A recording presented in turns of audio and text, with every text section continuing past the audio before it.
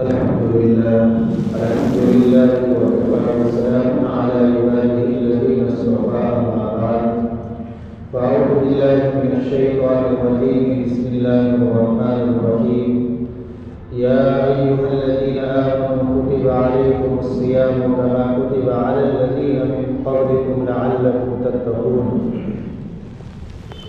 وعن أبي هريرة رضي الله تعالى عنه قال قال رسول الله صلى الله عليه وسلم إذا دخل شهر رمضان فتحت أبواب السماء وغلقت أبواب جهنم وسلسلت الشياطين رواه البخاري ومسلم۔ محترم بزرگوں اور بھائیوں،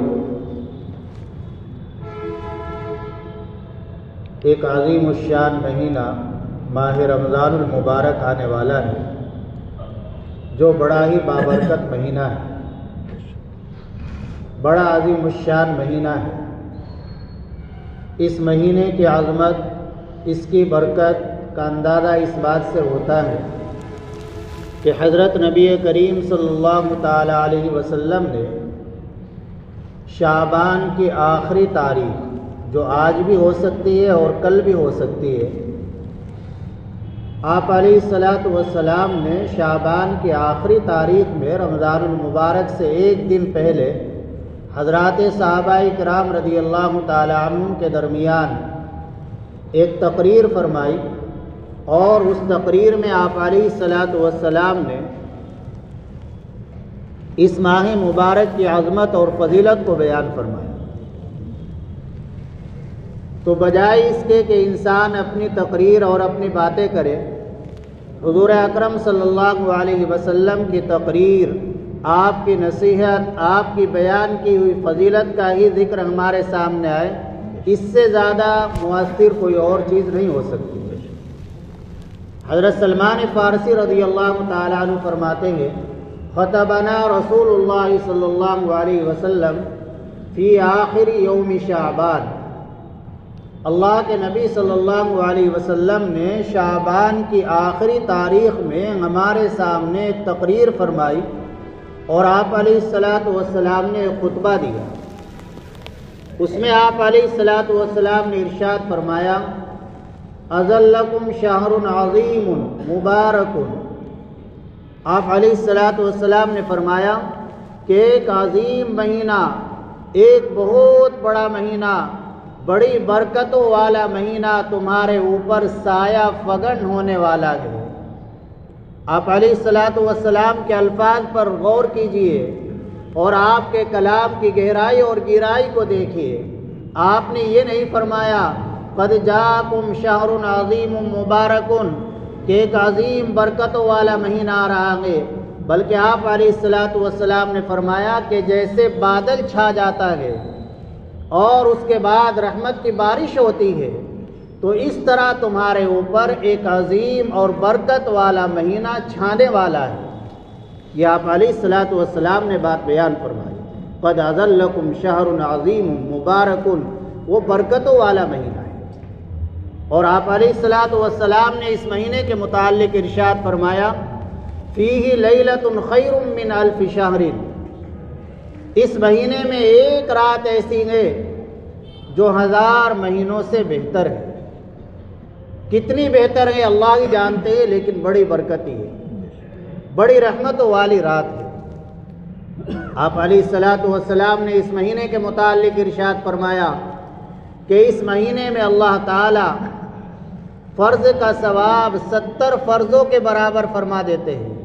بندہ ایک فرض ادا کرتا ہے اس مہینے میں تو 70 فرضوں کے برابر ثواب ملتا ہے، اور نفلی کام کا ثواب اللہ تعالیٰ فرض کے برابر قرار دیتے ہیں۔ تو کتنی بڑی فضیلت ہے، کتنا عظیم الشان سیزن آ رہا ہے اللہ کو راضی کرنے کا اور نیکی کمانے کا، جنت کمانے کا ایک سیزن آ رہا ہے۔ اب اس میں ہم ذرا اپنی زندگی کا جائزہ لیں اور اپنے آپ کو رمضان المبارک کے لیے تیار کریں۔ گزشتہ رمضانوں میں جو ہماری غفلت رہی ہے، اس غفلت پر اللہ سے توبہ کریں۔ اللہ کے نبی صلی اللہ علیہ وسلم فرما رہے ہیں ایک فرض کا ثواب 70 فرضوں کے برابر ہے۔ تو ہم فرض نمازوں کا اہتمام کریں، اپنے کاموں کو آگے پیچھے کرے، کچھ بھی کرے، لیکن فرض نماز جماعت سے پڑھے۔ عام طور سے فجر کی نماز میں غفلت ہوتی ہے، مغرب میں غفلت ہو جاتی ہے، افطاری میں لگے ہوئے ہیں، کھانا کھا رہے ہیں، بعد میں پڑھ لیں گے، ظہر میں سو رہے ہیں۔ اس غفلت کو دور کر دیں اور اذان ہوتے ہی مسجد کا رخ کریں، ارادہ کریں کہ انشاءاللہ رمضان المبارک سے آج سے ہی ایک ایک نماز کو اس کے وقت پر جماعت کے ساتھ پڑھیں گے، تکبیر اولیٰ کے ساتھ پڑھیں گے، پھر انشاءاللہ وہ ایک فرض 70 فرضوں کے برابر ہوگا۔ اور نوافل کا بھی اہتمام کرے، اوابین پڑھے، اشراق پڑھے، تہجد پڑھے، اللہ سے یہ مانگنے کا طریقہ۔ اگر انسان اچھی طرح رمضان المبارک کا مہینہ گزار لے گا تو انشاءاللہ باقی 11 مہینے بھی اس کے اچھے گزریں گے۔ جس کا رمضان اچھا گزرتا ہے اس کے باقی 11 مہینے بھی اچھے گزرتے ہیں۔ علماء نے فرمایا کہ اگر کسی کا جمعہ اچھا گزر جائے تو پورا ہفتہ اچھا گزر جاتا ہے۔ تو ہمیں کوشش یہ کرنی ہے کہ ہمیں رمضان المبارک خوب وصول کرنا ہے۔ اللہ کے نبی صلی اللہ علیہ وسلم نے فرمایا ہوا شہر الصبر، یہ رمضان المبارک صبر کا مہینہ ہے۔ صبر کے معنی ہے نفس کو روکنا۔ صبر کی 3 قسمیں ہیں۔ نمبر 1 صبر علی الطاعات، اللہ کی اطاعت و فرما برداری کرنے میں، عبادت کرنے میں کچھ مشقت ہو رہی ہے، اس کو آدمی برداشت کرے۔ تراویح میں مشقت ہو رہی ہے، روزے میں مشقت ہو رہی ہے، اس پر صبر کرے، نفس کو روکے، جزا فضا نہ کرے، غصہ نہ کرے، اور دوسروں کے سامنے کہتا نہ پھرے کہ وہاں تراویح میں اتنا ٹائم لگ رہا ہے اور یہاں تراویح میں 10 منٹ کم لگتی ہے، میں تو یہاں پڑھوں گا۔ نہیں، ہماری کوشش اور فکر یہ ہو کہ میں تراویح وہاں پڑھوں گا جہاں صحیح تراویح ہو رہی ہے، جہاں اللہ کے کلام کا حق ادا ہو رہا ہے، ایک ایک کلمہ جہاں صاف پڑھا جا رہا ہے، سنا جا رہا ہے، سمجھ میں آ رہا ہے۔ یہ ہے اللہ کی اطاعت پر صبر کرنا۔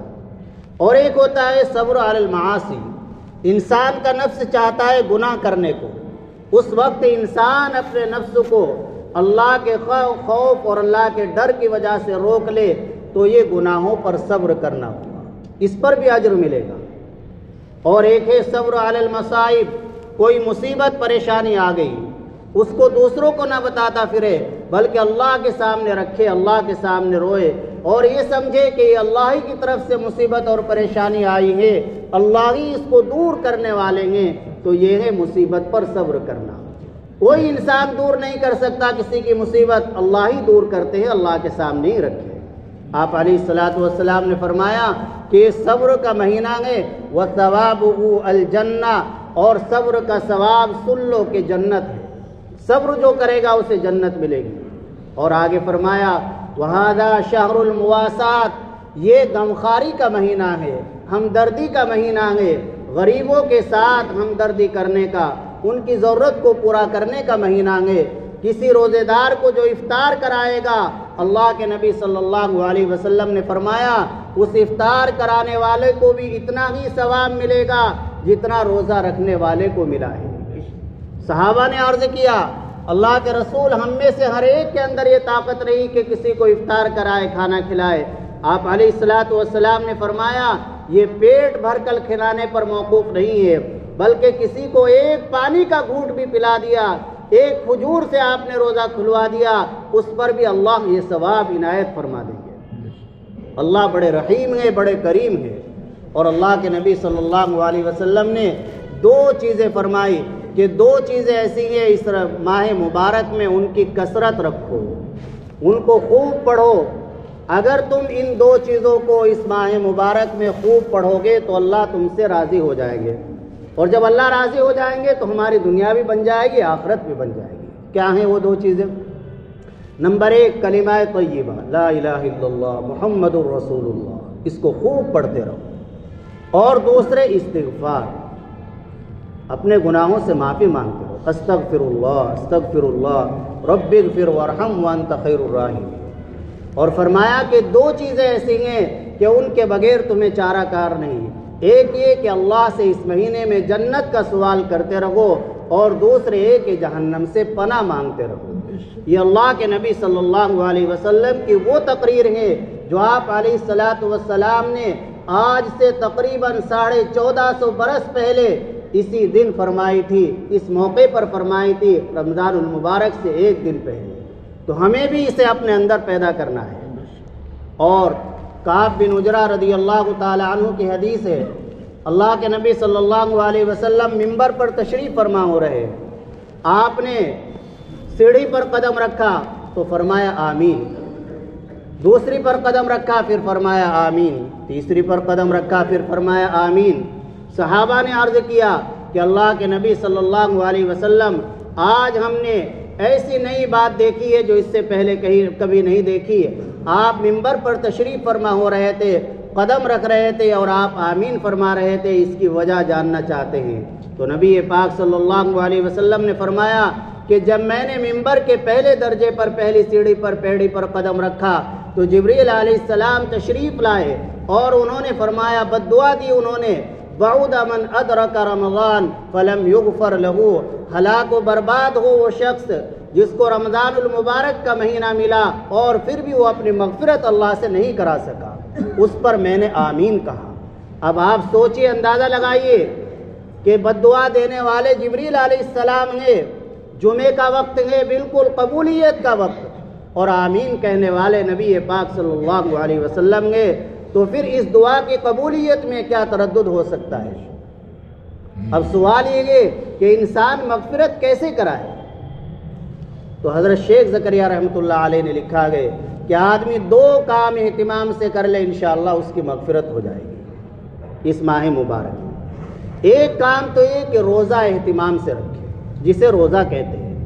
یہ نہیں کہ صرف بھوکا اور پیاسا رہنا اس کا نام روزہ ہے، بلکہ انسان کے ہر جسم کے حصے کا روزہ ہوتا ہے۔ جب آپ نے حلال کو اللہ کے لیے چھوڑ دیا، کھانے پینے کو، تو حرام میں کیوں مبتلا رہتے ہو؟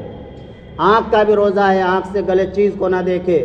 زبان کا بھی روزہ ہے، زبان سے کوئی غلط بات نہ کہے، کان سے غلط بات نہ سنے اور غلط چیز کی طرف قدم نہ بڑھائے۔ یہ سب چیزوں کا روزہ ہے۔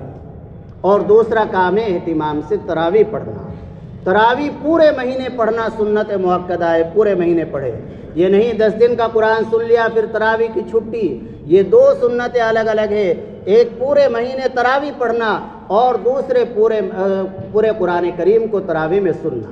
تو اگر آپ نے قرآن تراویح میں سن لیا، ایک سنت پوری ہوئی ہے، دوسری باقی ہے، لہذا یہ 2 کام جو اہتمام سے کرے گا انشاءاللہ اس کی مغفرت ہو جائے گی۔ اور آخری بات یہ عرض کرنی ہے کہ اس ماہ مبارک میں ہم زیادہ سے زیادہ قرآن کریم پڑھیں، کثرت سے قرآن کریم پڑھیں۔ حضرات محدثین میں ایسے ایسے حضرات گزریں گے کہ جن کا معمول روز ایک قرآن پڑھنے کا رہا۔ یحییٰ ابن سعید القطان 20 سال تک ان کا روز ایک قرآن پڑھنے کا معمول رہا۔ ابو بکر ابن عیاش رحمہ اللہ کا 40 سال تک روز ایک قرآن پڑھنے کا معمول رہا۔ حضرت مولانا انعام الحسن رحمۃ اللہ علیہ، آپ نے اچھی طرح ان کو دیکھا، امیر التبلیغ۔ تو ایک مرتبہ حضرت شیخ زکریا رحمۃ اللہ علیہ نے رمضان المبارک میں اپنے خلفاء سے احتکام میں فرمایا کہ اس ماہ مبارک میں کثرت سے قرآن پڑھو۔ تو آخر میں حضرت نے عرض کیا کہ حضرت اللہ کی توفیق سے، اللہ کے فضل سے اس ماہ مبارک میں نے 61 قرآن پڑھے۔ ایک قرآن روز دن میں پڑھتے تھے اور ایک قرآن روز رات میں پڑھتے تھے اور ایک قرآن تراویح کا ہو گیا۔ اس لیے میرے بھائیوں اور بزرگوں، ہم کثرت سے قرآن کریم پڑھیں۔ ہم یہ سوچتے ہیں ایک پارہ پڑھ لیا ہم نے بڑا کمال کر لیا، بلکہ ہم یہ کوشش کریں کہ ہم 4-5 گھنٹے قرآن کریم کی تلاوت میں لگائیں۔ اللہ تعالی ہم سب کو عمل کی توفیق عطا فرمائے۔ وآخر دعوانا الحمدللہ۔